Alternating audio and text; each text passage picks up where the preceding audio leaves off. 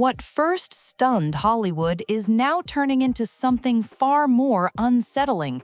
A preliminary forensic report has narrowed a critical window of time, and what it reveals has shaken even veteran investigators. Authorities say the situation escalated fast, but what happened inside the home was not sudden at all. Instead, they believe it was the result of pressure that had been quietly building beneath the surface for some time. Sources close to the case believe the night may have started earlier at Conan O'Brien's Christmas party. Several guests reportedly noticed Nick acting tense and unpredictable. What began as a heated exchange, according to those accounts, didn't end when the party did. That tension may have followed him long after, setting the stage for everything that came next. After leaving the event, Nick allegedly returned to the Brentwood area. Investigators describe his behavior as calm on the outside, controlled in his movements, and deliberate in every step. Surveillance footage and witness statements suggest nothing chaotic at first glance. That detail alone has deeply unsettled authorities. Records show he later checked in to a nearby hotel, appearing composed and quiet, drawing no attention as he paid and went to his room. But what truly raised eyebrows came shortly after. Investigators confirmed that Nick quickly secured the services of Alan Jackson, one of the most high-profile defense attorneys in the country. According to sources, this was allegedly done using family inheritance funds. The speed and confidence of that move sparked immediate and uncomfortable questions. Officials say the incident inside the home occurred sometime between midnight and the early morning hours. There were no signs of forced entry because none were needed. Investigators believe the individual had access, familiarity, and full knowledge of the residence. Surveillance records later placed Nick at a Santa Monica hotel around 4 a.m., roughly 20 minutes from Brentwood. Hotel staff reported nothing unusual, no visible distress, no phone calls, no visible panic. Just a man sitting quietly, seemingly detached from everything unfolding elsewhere. Hours later, concern turned into alarm when a scheduled visitor arrived at the home and received no response. Calls went unanswered. Doors were opened. In that instant, everything changed. Authorities rushed in, secured the scene, and quickly realized this was not a sudden, isolated incident. It was the endpoint of a night that had been unraveling in silence much earlier.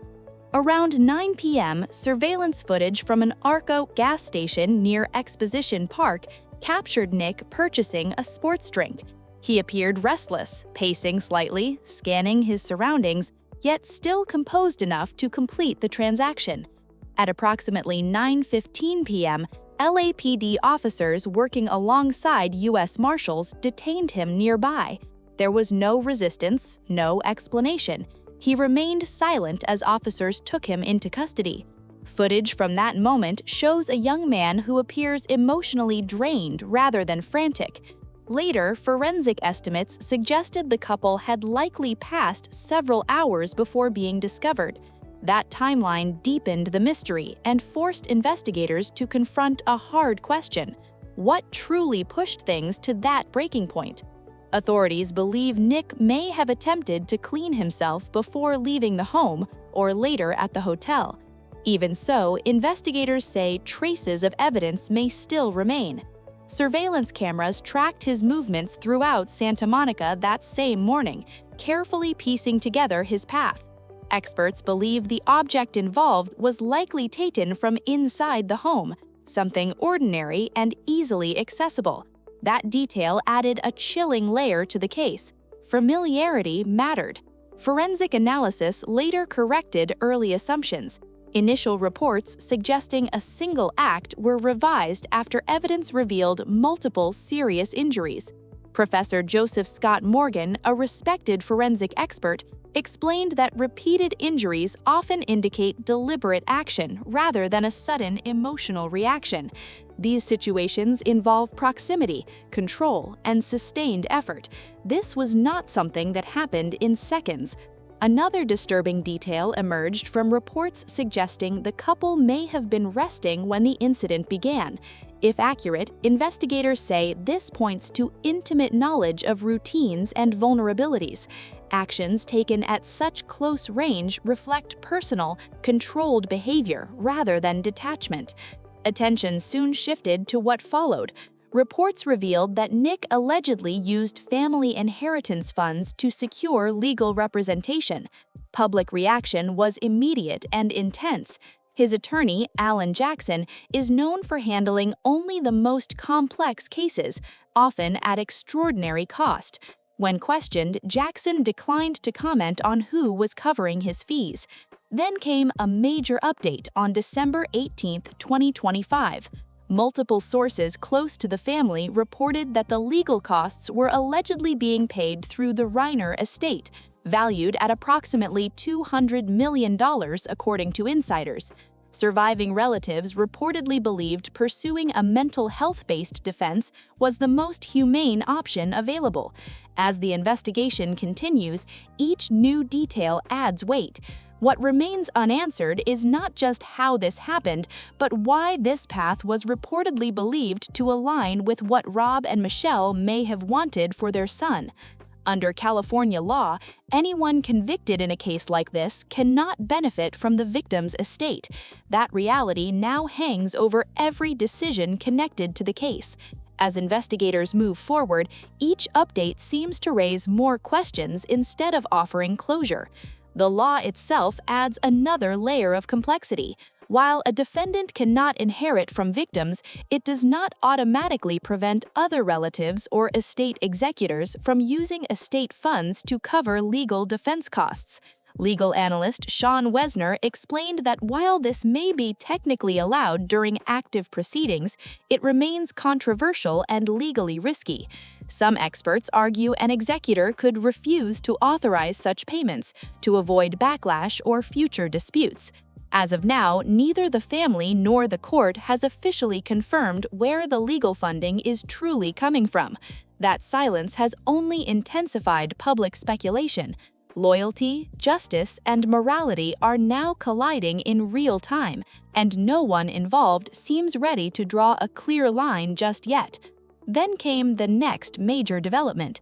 Nick Reiner appeared in court for the first time, facing 2 counts of first-degree charges with aggravating circumstances involving multiple victims. The weight of the moment was impossible to ignore. He entered the courtroom wearing a standard blue inmate uniform, a sharp contrast to the life of privilege once tied to his last name. Standing behind him was Alan Jackson, calm, composed, and visibly prepared. The hearing was tightly restricted, with no live cameras allowed, which only intensified public curiosity. Almost immediately, Jackson requested a delay of the formal arraignment, citing the need for more time to determine how to proceed. The judge agreed, setting the next hearing for January 7th. Until then, Nick remains in custody at the Los Angeles County Jail. During the hearing, the only time Nick spoke publicly came in response to a single question. Asked whether he would waive his right to a speedy trial, he answered quietly, "Yes, Your Honor, I do." No explanation followed. The hearing ended quickly, leaving behind a heavy silence as attention shifts now towards January 7th. Behind the well-known name and public visibility, investigators have revisited a deeply troubling reality. Nick carried a long history of personal struggle that followed him for years. Born in 1993, he reportedly began experimenting with substances around the age of 15. What followed was a cycle that proved extremely difficult to break. Growing up surrounded by expectation, pressure, and constant attention, Nick's world reportedly felt overwhelming. His family recognized the warning signs early and sought help. Rob and Michelle sent him to rehabilitation while he was still a teenager, beginning a long pattern of treatment and relapse. Despite repeated setbacks, they never cut ties. They continued offering structure and support, even allowing him to return to their Brentwood home in hopes of restoring stability. That history now sits at the center of the case.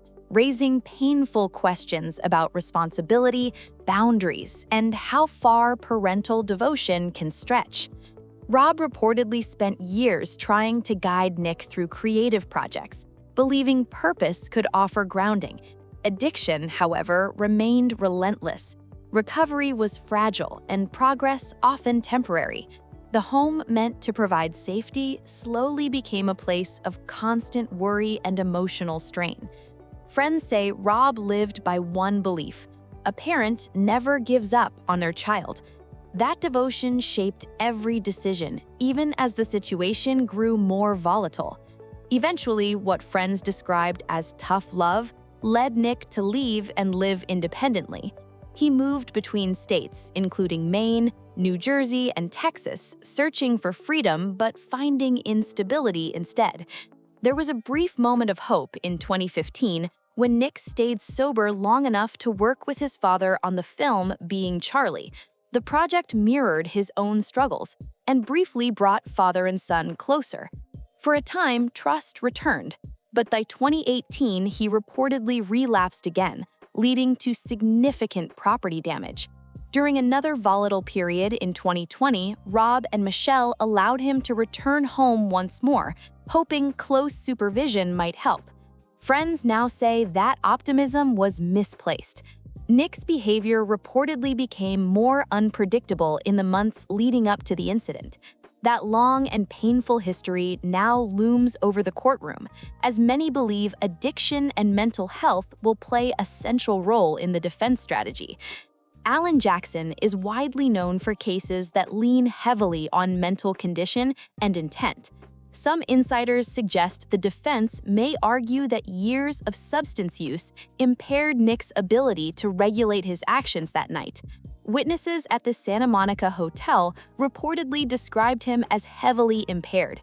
As the case moves forward, the past and present remain tightly intertwined, with the public watching closely for what comes next. Investigators have made one thing very clear: substance use alone does not erase legal responsibility. Under California law, voluntary intoxication rarely excuses actions. At most, it can affect how intent is interpreted, and intent is the central battle here. Prosecutors are already signaling that earlier conflicts and deliberate behavior point to awareness and control, not confusion.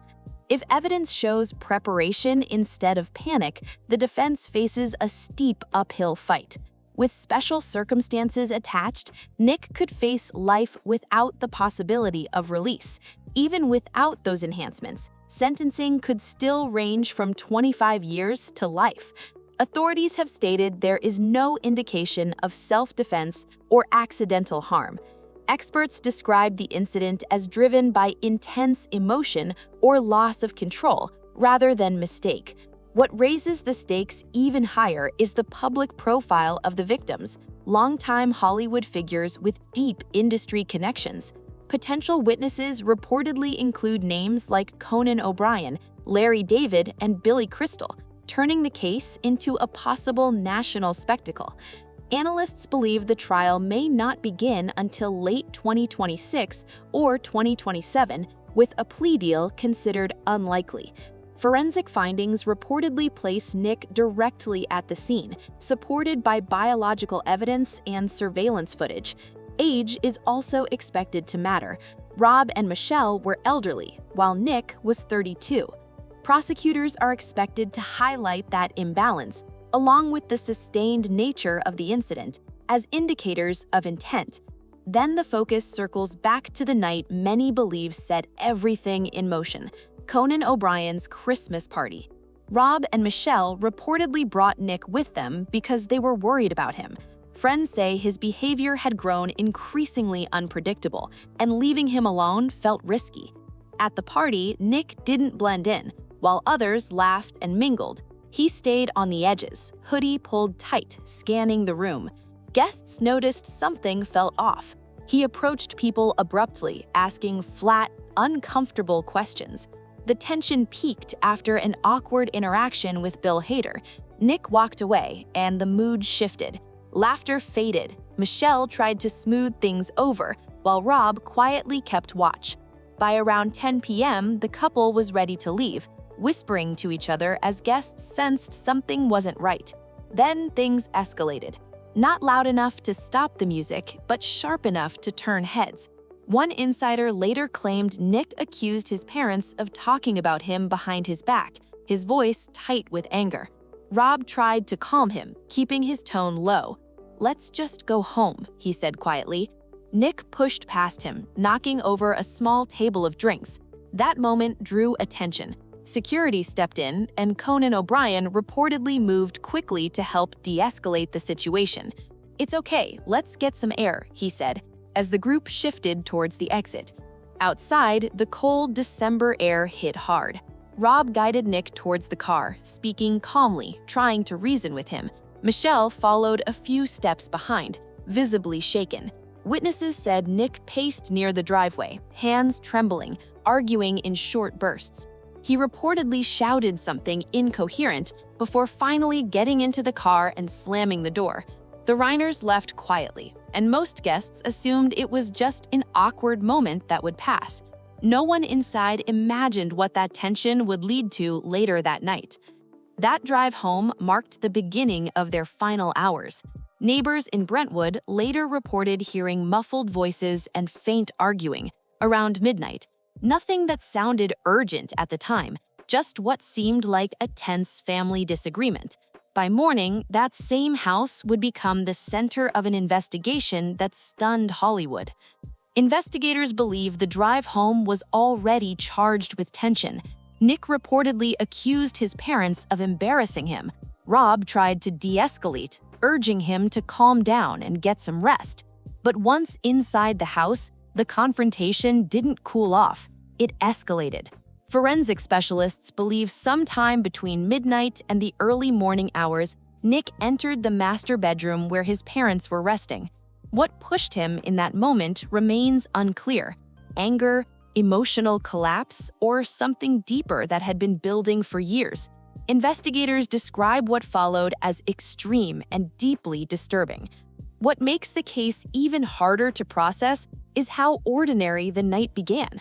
Friends say Rob and Michelle were cautiously hopeful about Nick's recent progress. They believed therapy and medication were starting to help. Rob had even spoken about a new creative project they could work on together. No one imagined how fast everything would unravel. The discovery sent shockwaves through Hollywood. News spread first as whispers, then as confirmation. Tributes flooded social media as colleagues and fans struggled to understand how a family so deeply respected could be torn apart in a single night. Grief turned quickly into disbelief. Attention soon shifted to Nick, his mental state, and the warning signs. People began asking if something had been missed. Old interviews resurfaced, including one where Nick once said, "I feel like I was born into a spotlight. I never asked for that." The quote now echoes with painful weight. As investigators continued piecing the case together, surveillance footage, forensic evidence, and witness statements from the Parney sharpened the timeline. Nick's erratic behavior, the argument, the abrupt departure, everything started to align. Yet the deeper questions only grew heavier. Questions about responsibility, about limits, about how far love can stretch before it breaks. Psychologists consulted by multiple outlets described the situation as a perfect storm: long-term instability, emotional volatility, and unresolved trauma colliding at once. Even Conan O'Brien, who rarely comments on private matters, released a brief statement expressing sorrow and disbelief. Nearly a year later, the case continues to dominate headlines. What was meant to be a joyful December celebration became the beginning of one of Hollywood's most haunting chapters, a reminder that success and fame offer no shield from inner chaos, and that some families fight with everything they have and still lose.